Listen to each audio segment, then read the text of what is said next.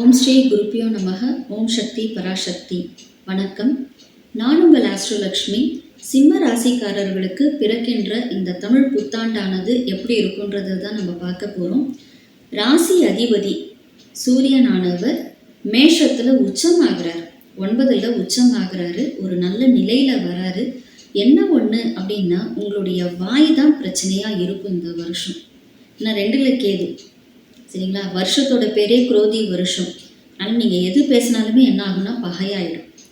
மற்றபடிக்கு உங்களுக்கு இந்த வருஷம் நல்ல வருஷமாக தான் இருக்கும். எப்படின்னா, நீங்கள் அமைதியாக இருந்தீங்க அப்படின்னாலே இந்த வருஷம் உங்களுக்கு நல்ல வருஷமாக இருக்கும்.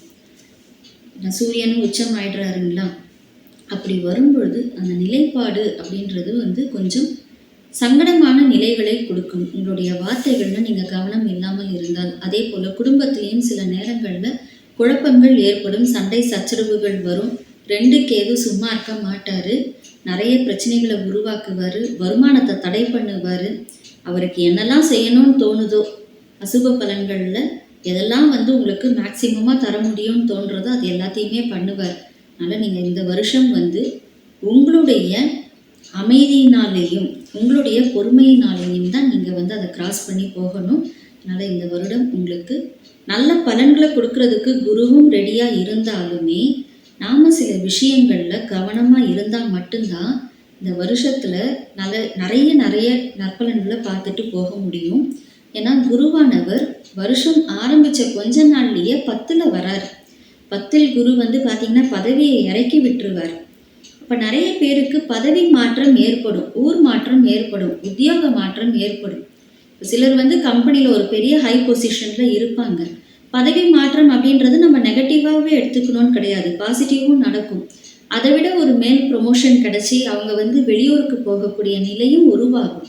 அதே மாதிரி 12க்குரிய சந்திரன் ஆண்டு பிறக்கின்ற பொழுது 11ல் லாபஸ்தானத்தில் போய் உட்கார்றதுனால வெளிநாட்டு வாழ்க்கை அப்படின்றது உங்களுக்கு நன்மையை தரக்கூடிய நிலையாகத்தான் இருக்கும். ஸோ நீங்கள் வெளிநாட்டுக்கான முயற்சியில் நீங்கள் பாருங்கள். என்ன அப்படின்னா, 2ல் கேது உங்களுக்கு பணவரவை தடை பண்ணுவார். வாக்குதான குடும்பஸ்தானம். அதனால தான் சொன்ன அமைதியாக இருங்க, குடும்பத்தில் பிரச்சனை இல்லாமல் இருங்க. அதே போல் தனம் அப்படின்றது உங்களுக்கு தடை இல்லாமல் கிடைக்கிறதுக்கு கொஞ்சம் வழிபாடுகளை அதிகப்படுத்துங்க. சிம்மராசிக்காரர்கள் பார்த்தீங்க அப்படின்னா பொதுவாக வழிபாடுகள் மேலே ரொம்ப பெருசாலாம் கவனம் செலுத்த மாட்டாங்க. சும்மா போவாங்க, நிற்பாங்க, சாமி கும்பிடுவாங்க, வந்துடுவாங்க, அவ்வளோதான். ஆனால் ஆழ்ந்து உங்களுடைய பிரார்த்தனைகளை நீங்கள் சொல்லாத வரையிலும் அந்த பிரார்த்தனைகள் நிறைவேறுவது கொஞ்சம் சிரமமாகத்தான் இருக்கும். ஸோ இந்த வருஷம் இந்த வருஷத்துலேருந்தாவது நீங்கள் என்ன செய்யணும் அப்படின்னா, கொஞ்சம் வழிபாடுகளை அதிகப்படுத்துங்க. கொஞ்சம் ஆழ்நிலையாக உட்கார்ந்து தியானம் பண்ணுங்கள். இந்த விஷயங்கள் தான் பண்ணிங்கன்னா போதும். சூரிய வழிபாடே உங்களுக்கு மிகப்பெரிய நன்மையை செய்யும். உதிக்கிற பொழுதும் மறைகிற பொழுதும் சூரியனை வழிபாடு பண்ணிங்கன்னா கூட போதும். கோவில் போகணும்னு கூட கிடையாது. இந்த நிலையெல்லாம் நீங்கள் ஃபாலோ பண்ணீங்க அப்படின்னாலே இந்த வருஷம் ரொம்ப நல்லா இருக்குது. ப்ளஸ் உங்களுடைய இளைய சகோதரன் சகோதரி கூட கொஞ்சம் பிரச்சனைகள் உருவாகும். அதுலேயும் கவனமாக இருங்க. உங்களுடைய தந்தையாருடைய உடல்நிலையிலையும் கவனமாக இருங்க. பயணங்கள்லேயும் கவனமாக இருங்கள்.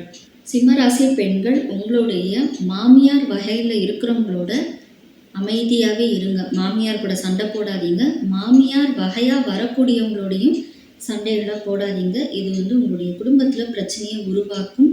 ஸோ இந்த நிலை இந்த வருஷத்தில் உங்களுக்கு எப்போ வேணாலும் வரலாம். அதனால் அந்த இது நீங்கள் பார்த்துக்கணும். நம்ம ஏற்கனவே சொல்லியிருக்கோம், 2 கேது 8 ராகு இருக்கிறதுனாலையும் 8ல் தான் இந்த வருஷம் பிறக்கிற பொழுதே சுக்கிரனும் புதனும் உட்கார்ந்துருக்கிறதுனாலையும் உங்களுக்கு பார்த்தீங்க அப்படின்னா பேச்சினால பிரச்சனை வரும்னு சொன்னோம் இல்லைங்களா? அதே போல் வம்பு வழக்குகள் உங்களை தேடி வரும்.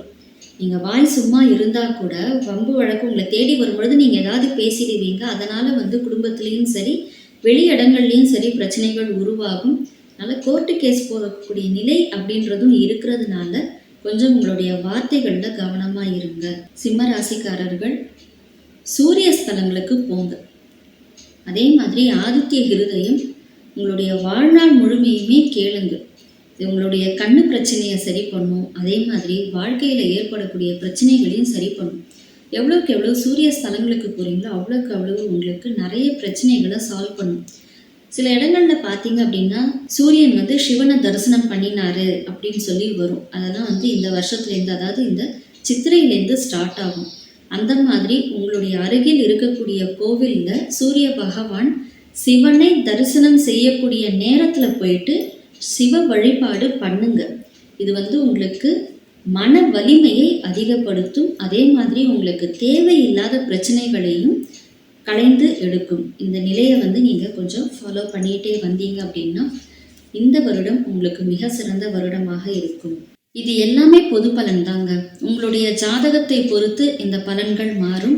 உங்களுக்கு தனிப்பட்ட முறையில் ஜாதகம் மற்றும் பிரசனம் பார்க்கறதுக்கு நீங்கள் எங்களை தொடர்பு கொள்ளலாம். ஜோதிடம் மற்றும் ஆன்மீகம் சம்பந்தமான தகவல்களுக்கு எங்களுடைய சேனலை சப்ஸ்கிரைப் பண்ணுங்க.